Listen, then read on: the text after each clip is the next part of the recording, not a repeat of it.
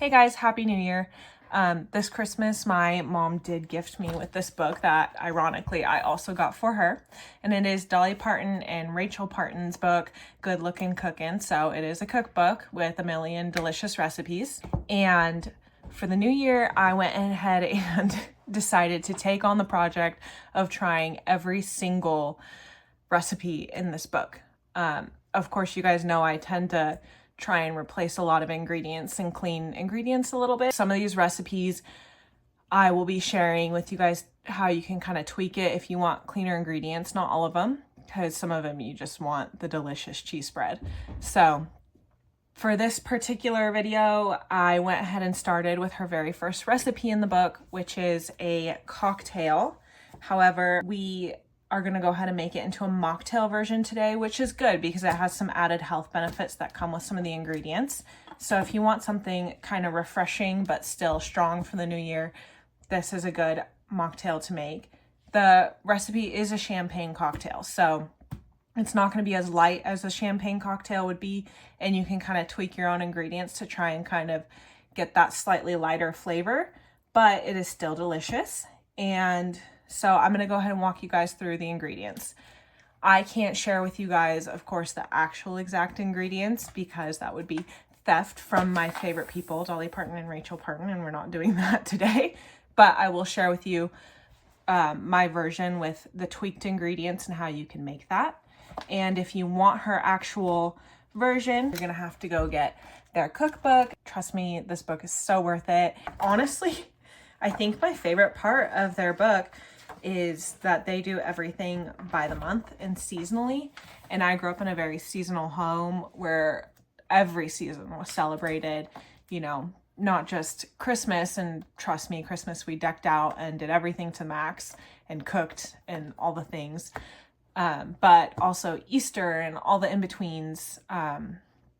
Easter, Valentine's Day, 4th of July is usually pretty laid back, but we still always do themed stuff, and even in the in-between. So the seasonality of this cookbook really just hits home for me and tickles my pickle. So I'm gonna give you guys a quick preview of their book, and I just want to say this is by no means a sponsored video. None of these videos this year for them will be sponsored. I just have a thing for Dolly Parton and cooking, so and holidays and themes, so it kind of all adds up, and I wanted to kind of take you guys through it and review each recipe and where I struggle as more of a beginner side of cooking and the things that I found easy and my own tweaks. So I thought you guys would have fun with this. But here's a little preview. There's of course Dolly Parton and her sister Rachel Parton George. There's January, and it says Happy New Year's, let's get cooking. And then March is so cute. March, St. Patrick's Day, a few Lucky Charms, and they're just adorable. So I really look forward to sharing all the recipes with you guys this year, and to make things easy, we're just starting off light. Now I've got all my ingredients here for this mocktail version of the cocktail. That is 4 ounces of Olipop. It's about a half a cup. 1 tablespoon of apple cider vinegar, which just trust me with this process.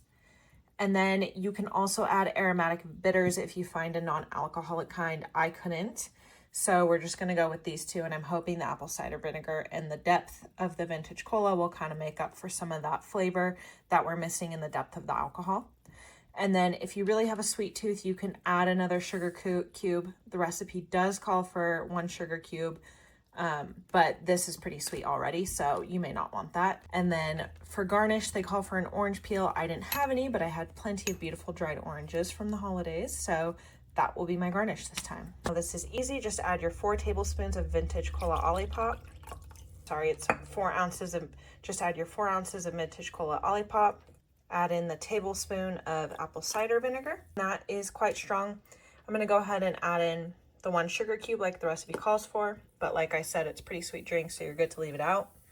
And then for garnish, you can either set this in just floating on top, and that is rather beautiful, but you can also cut the edge and hang it on the corner, which is also a perfectly fine way to do it. And of course, I don't have any cocktail glasses because we are an alcohol-free household, meaning we just never have alcohol within the house. And that made me realize as I was prepping everything to make this, I don't have any cocktail glasses either. So it's in my Madonna Inn goblet, and they do have the wine size goblets, so that might be a better option if you're gonna make this, but otherwise just make it in whatever glass you want. I just don't have the cute aesthetic glasses, so that is perfectly fine.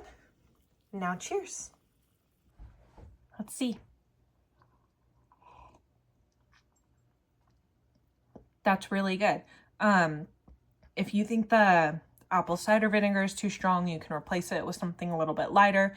You can also find now alcohol-free versions of pretty much everything that would normally be in this drink. So if you want something a little less strong and earthy, because the apple cider vinegar adds a lot of like strength to the flavor of the drink. If you want something a little lighter, go ahead and try the real recipe. Always replace the apple cider vinegar with sparkling water or gin and tonic, but it's just the apple cider vinegar adds a depth of flavor that, you know, you can't really get without alcohol. So that's a good way to do it, but some people don't like that flavor. I find it very delightful, especially in combination with the Olipop vintage cola and the sugar cubes. It's a lot easier. It's very kind of refreshing and has health benefits that come with apple cider and Olipop. So this is going to be a good mocktail for digestion and just starting the new year out strong.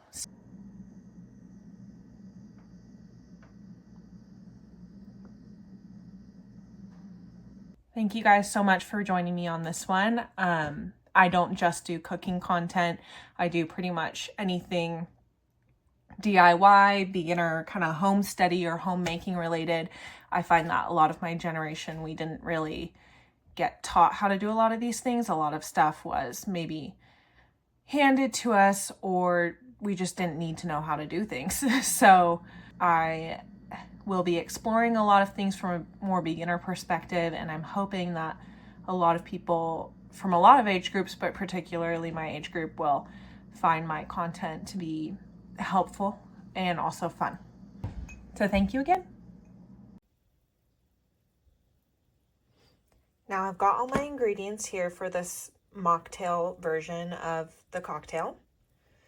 And what we have is Olipop, because it has got enough benefits in it. I'll zoom in on that. We've got Olipop. I've already got it out here. So that is 4 ounces of Olipop. It's about a half a cup. And then 1 tablespoon of apple cider vinegar, which just trust me with this process. And then you can also add aromatic bitters if you find a non-alcoholic kind. I couldn't. So we're just going to go with these two, and I'm hoping the apple cider vinegar and the depth of the vintage cola will kind of make up for some of that flavor that we're missing in the depth of the alcohol.